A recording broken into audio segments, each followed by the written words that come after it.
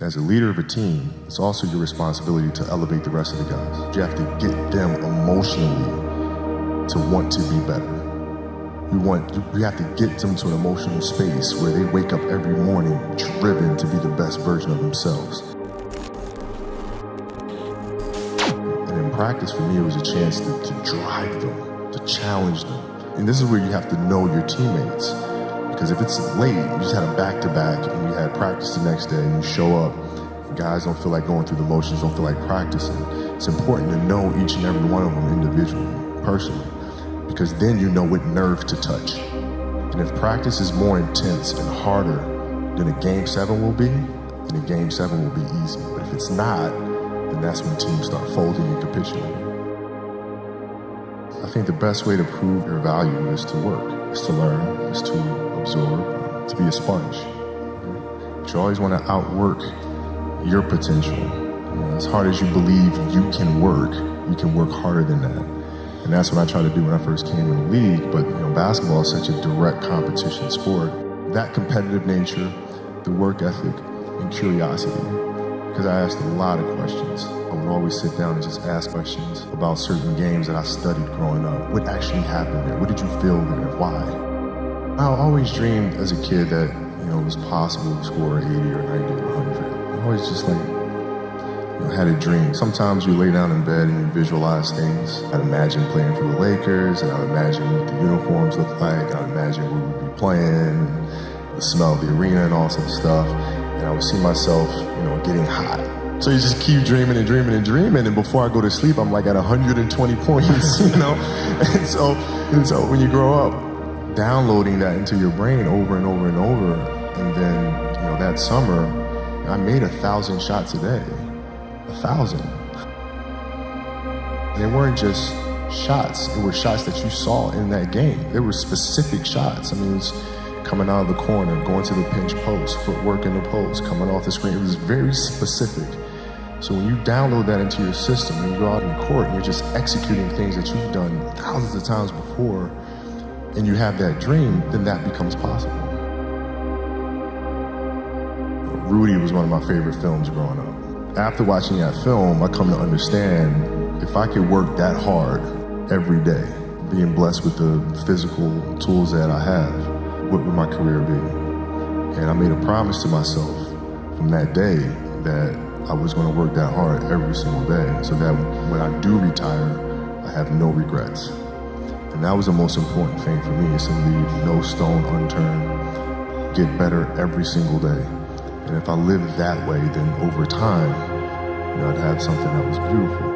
And that was my philosophy. It seems like a pretty simple one, but if you live your life to just get better every single day, and do that for 20 years, what do you have? Basketball for me was the most important thing. So everything I saw, whether it was TV shows, whether it was books I read, people I talked to, everything was done to try to learn how to become a better basketball player. Everything. And so when you have that point of view, then literally the world becomes your library to help you to become better at your craft.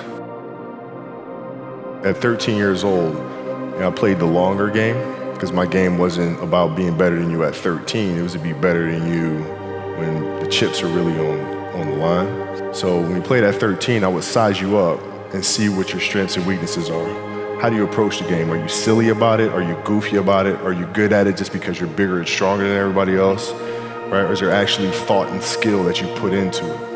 Right? And when I'd play to my weaknesses. Because when you're playing summer basketball, there's so many games. So there's not a lot of skill work being done. So when are you going to get better?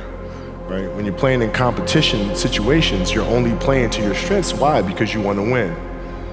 Right? So what I would do, I was work on the things during those games that I was weak at. Left hand, post game, pull up jump shot. Right? So I have a strategy.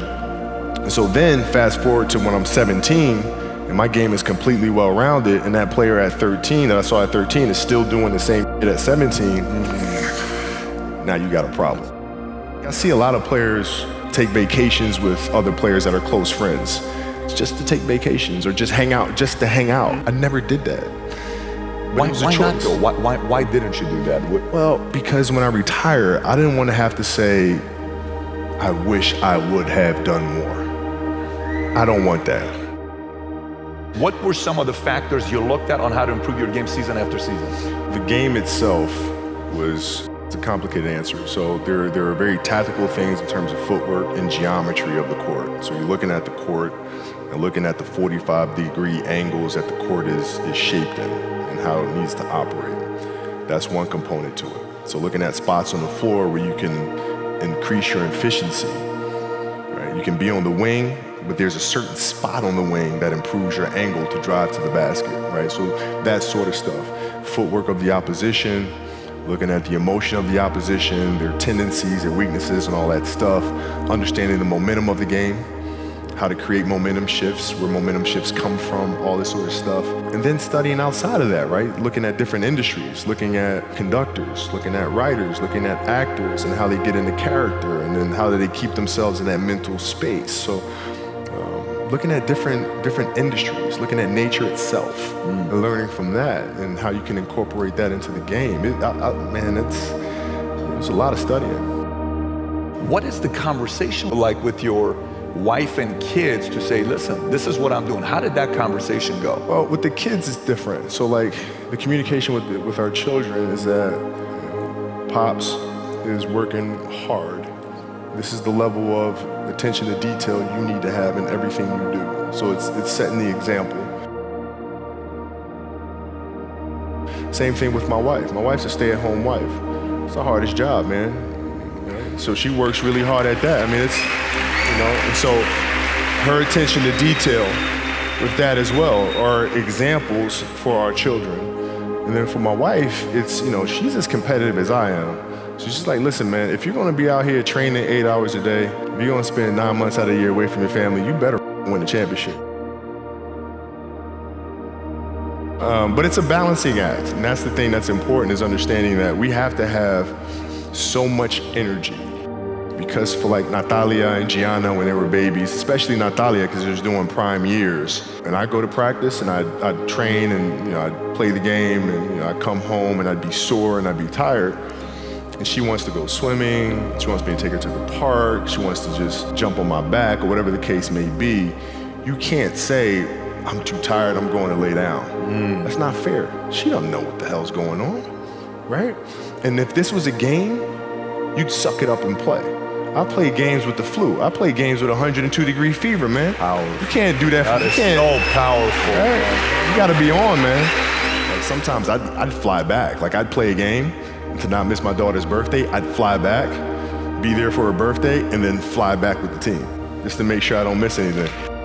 You gotta lead by example. As parents, you gotta lead by example. If you want your kids to do whatever it is they want to accomplish in life, you have to show them. You gotta show them. And that's what I tried to do. Competitiveness inside was like, no, I'm gonna do something in the next 20 years that is better than these last 20. What I have to do now is make sure that the people that we bring in, these obsessives that we bring in, are challenging themselves to do the best job that they think they can do. That's what I'm there for, is for them to constantly look in the mirror and self-assess and challenge themselves. If we have a project and you're saying, okay, I can do that, that's not the project we want. The projects that say, I don't know if I can animate that. I don't know how to write that story. I don't know how to do that. Those are the things we want, because through that curiosity, you'll reach a level that you didn't think was possible. What is your recruiting approach? So if you're sitting down with me, I'm somebody you really want me on the team. What's your approach to recruiting? You want first place, come play with me. You want second place, go somewhere else. The Mamba mentality simply means trying to be the best version of yourself. That's what the mentality means. It means every day you're trying to become better. And it's a constant quest. It's an infinite quest. So starting at the age of 2, when I first started playing the game, and on and on and on, I always asked questions. I always tried to get better every single day. At 2, I could dribble a basketball. I could shoot a basketball on the Nerf hoop at the house. And I would go to practice with my father. I would observe my father. I'd sit and watch games with him. I just constantly looked for things to learn from. I'm very observant. I think the greatest fear you face is yourself, because we all have dreams, and it's very scary sometimes to accept the dream that you have. And it's scarier still to say, okay, I want that. It's scary because you're afraid that if you put your heart and soul into it and you fail, then how are you going to feel about yourself, right? So being fearless means putting yourself out there and going for it. No matter what, go for it. Not for anybody else, but for yourself. My goal is changed drastically as I got older. It's like as a kid, I said, I want to be the best ever. Right? And now you go through your life and everything you do is try to be the best ever, be the best ever, be the best ever. And as you get older, you start understanding that those things are very superficial things. Right? And everybody has a different opinion about it. No matter what you do, I can win 20 championships. There's always an opinion on who's the best. Everybody has different opinions. And so I started really kind of understanding, maybe that's not the important thing. Maybe the important thing is to, how do we as a team grow? How do I help my teammates be better? So that was the first change for me. And then as I got older still, it became more about how are you inspiring others, right, to find themselves. That is the ultimate championship. So won 5 championships, that's great. Another team won a championship this year. Team's gonna win a championship next year. Those things come and they go.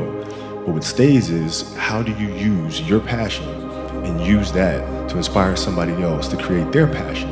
And then how can they pass that on to the next person? That is true success.